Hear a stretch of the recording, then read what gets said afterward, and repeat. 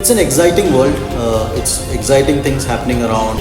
So, in your opinion, what role does AI and automation have in the future of finance? I have become a business person more than a finance person now. If you were to predict one major disruption in finance over the next 5 years, I would love to have been a finance professional passing out right now. how can finance leaders embed sustainability into core business models? I would advise young entrepreneurs to seek help of fractional CFO organizations. Hello everyone, welcome to Future of Finance with Salil, where we explore how finance is changing in a world of rapid innovation and digital disruption. I am your host Salil, and today we have a remarkable guest, Sandeep Divakaran. Sandeep was the ex-CEO of EVfin and OlaFleet and also ex-founder of OPC Asset Solutions. Sandeep is a chartered accountant with over 25 years of experience in leasing, asset financing and corporate strategy. Welcome to the show, Sandeep. Thank you, Salil, for having me here. Sandeep, you have been the CEO and CXO of startups and large organizations after being the CFO of those companies. So, in your perspective, how has the role of CFO changed? See, Salil, the CFO has three fundamental roles. One of controllership. Second is most important in my opinion, managing the fund flows of the company and ensuring that the company runs all the time, every time, and funds are available. And third is that of being a strategic partner to the business and growth and innovation and whatever else that the business wants to grow and do. Over a period of time, the CFO's role has emerged from being just a controllership kind of function to being more towards the latter part, which is fund flows and fundraising, and more being a strategic partner of the business. As you know, many companies struggle with ensuring financial discipline. So, in your opinion, how do you think companies can balance financial discipline while also ensuring innovation and growth? Salil, this question comes loaded with the fact or the assumption that growth and innovation and financial discipline are at crosshairs. It doesn't. It's always complementary. Insofar as financial discipline or financial prudence is concerned, it's a hygiene. It's a given for anything, including hiring housekeeping agency. Forget growth and innovation, right? So I don't think they are at cross purposes. In fact, even when you're doing innovation, when you're doing new pilot or any of those things, it's very important to understand the success of those pilots through financial metrics. So hence, they are not at cross purposes at all. You have worked at the intersection of finance and technology. So, how do you think technology is reshaping finance operations? It's a very important question insofar as the intersection between technology and finance operations are concerned, because technology has transformed how financial transactions happen in the market, right? Gone were the days where you had checks being done on high value clearance and so on and so forth. Today you have significant portion of your revenue being paid through UPI. Hence, an ability to do accounting, finance operations, all of that digitally becomes very important. As part of my journey of working with very large-scale consumer startups, consumer tech startups, I have found a lot of those companies having to rewrite their own internal financial systems using internal technology teams, because unfortunately the technology world of accounting softwares and ERPs aren't keeping up with these innovations like UPI and so on and so forth. Hence, that itself becomes another big opportunity by itself in finance operations. AI is all the buzzword today. So, in your opinion, what role does AI and automation have in the future of finance? So, Salil, the word AI has been oft misquoted, misused, hyped in the market. I've seen a lot of organizations discuss about AI strategy in their boardrooms where they don't even have basic data structures, basic data discipline, analytics, and so on and so forth, right? The first important aspect for every organization to understand is that how is their digital ecosystem working, how is their data structures working, how is their analytics working, and then talk about automating those analytics, which is essentially what AI is about, right? Unless, of course, your business is dependent on how well AI works or machine learning works, which is a very different conversation altogether. Having said that, AI in finance is one of the most, or more importantly, AI in accounting is one of the most important areas that I'm looking forward to. You have co-founded EVfin, a sustainability-focused EV financing platform. How do you think ESG factors are shaping finance strategy? ESG as a factor is one of the most important aspects that have emerged globally. Just to give you a financial perspective to the whole thing, there is $80 trillion of funds, mutual funds and other alternative investment funds, which have committed to ensure that they measure and they report, and the significant portion of their commitments are made to environmentally conscious and ESG scored activities or businesses and so on and so forth. Hence, it's imperative for every organization to be able to measure their sustainability scores, report their sustainability scores, and also improve their sustainability scores both through direct intervention in their business as well as through managing and measuring their scope to emissions, so to say. For example, an alternative could be an IT company measuring how much of electric vehicles are used in their employee transport is an indirect way of how they are contributing to their ESG scores. So hence ESG reporting, ESG measuring and all of that becomes one of the most important aspects of finance education that needs to improve in the country. EVs are mushrooming in India while capital seems to be a challenge. What are the challenges and opportunities in financing green mobility? See, the challenge with green mobility financing, and let me start with that because that seems to be the most concerning thing in the industry today, is essentially to a great extent due to the immaturity in the supply chain and the engineering of these vehicles. As you would understand, the electric vehicle ecosystem has been created over the last decade. This transition happened in the most fastest possible manner over the last decade, and hence the supply chain, the manufacturing processes and all are still being reaching some level of maturity. So the financing also follows that same level of maturity in terms of being able to take risk on things which are new and which are being innovated and which are being done in the market. So hence that's the challenge. The transition is real and it's happening in front of us, and hence it's the largest opportunity that you would ever look at, and hence it's a matter of how do you manage these challenges and ensure that you get to this opportunity. So when you say EV is still immature, how long in the future do you think that maturity cycle is? It is relative in terms of maturity.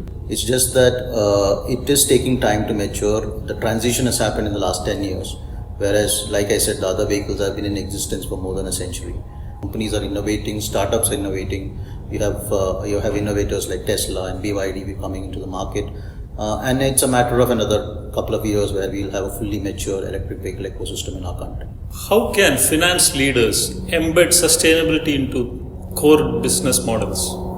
The fact that sustainability is imperative, I've explained already, and hence it becomes very imperative for finance leaders to embed sustainability related measurement, reporting and verification practices into whatever they do. It is not just the fact that you have direct emissions that affect your business that is also important. It's also important to understand how can your scope 2 emissions be monitored and measured. There are a lot of opportunities. Hence it becomes very important for finance leaders to not only educate themselves, train themselves, but also train their teams to ensure that they are able to measure sustainability scores, measure sustainability impact of every decisions that they make and embed it as part of their core models. Like an accounting standard, there are sustainability standards that are being evolved over a period of time, which helps you guide how do you measure sustainability adjusted EBITDAs, sustainability adjusted PBTs and so on and so forth of your business. And these become even more and more important as we go forward in the future. As per you, what skills will define the next generation of finance professionals? Insofar as the next generation finance professional is concerned, there are two fundamental imperatives. One, they need to understand technology as it impacts their functions, and technology as it impacts the industry or the company that they work for, the business they work for. The second aspect that they need to be very sharp on is to understand the key imperatives of the business they are working. What are the metrics, what are the competitors doing, what's happening overall in the industry that they are working in, not just in the local markets but globally as well, right? So be clued into technology and information on real-time basis is what they need to have as skill sets for them to succeed in the future. What advice would you give aspiring CFOs or finance entrepreneurs? I'll take a little bit of reference to something that's religious in a sense, given the fact that it's a phrase that's been there for many years, in fact many decades, which is that they should have the courage to change things they can, the serenity to accept things they cannot change, and the wisdom to know when to intervene. Right? And that's the one single thing that every finance professional needs to understand, that business comes first.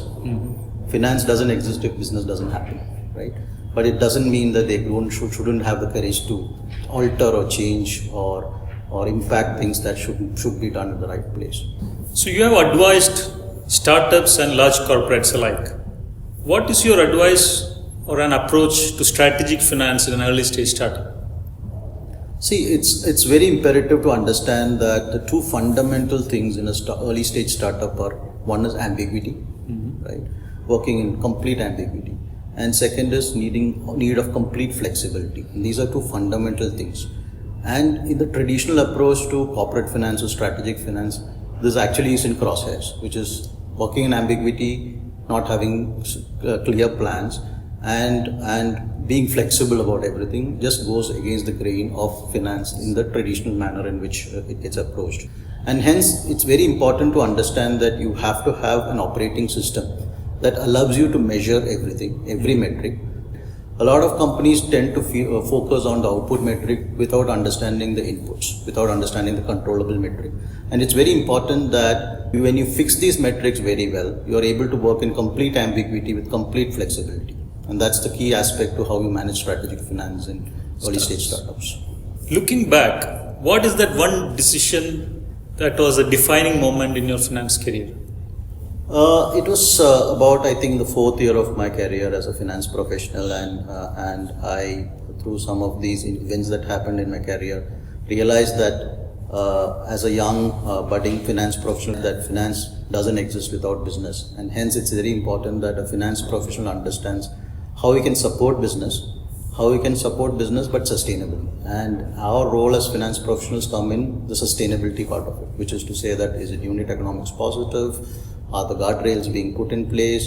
What kind of controls are in place, and so on and so forth. But we don't make the business. That's the reality of being a finance professional.